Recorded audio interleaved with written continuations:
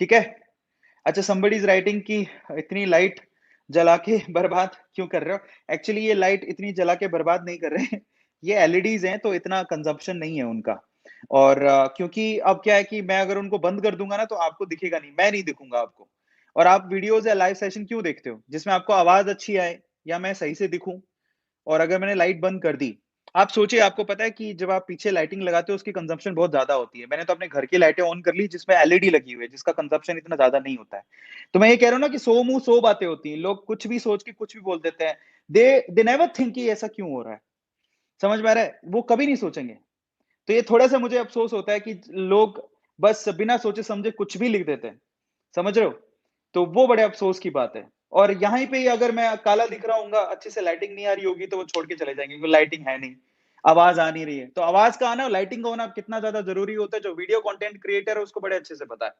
और जिसको नहीं पता, वो ऐसी बावली बातें ही लिखेगा। उसका तो क्या ही कर सकते हैं। इसलिए कहता हूँ कि सोचना, विचारना बहुत ज़्यादा ज़रूरी है कि हम जो बोलते हैं, उसके पीछे क्या कोई तथ्य होता है, क्या हम ऐसे ही बोल देते हैं?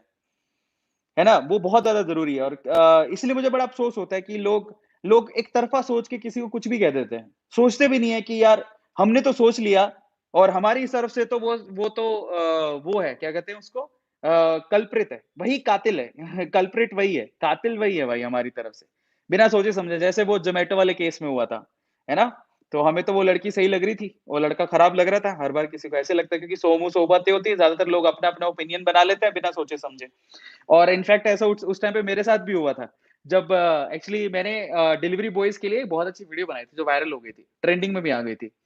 तो जैसे ही ये केस हुआ ज़ोमैटो का तो मुझे फ़ोन करके बोलते हैं मैसेज करके इंस्टा में बहुत सारे मैसेजेस आए।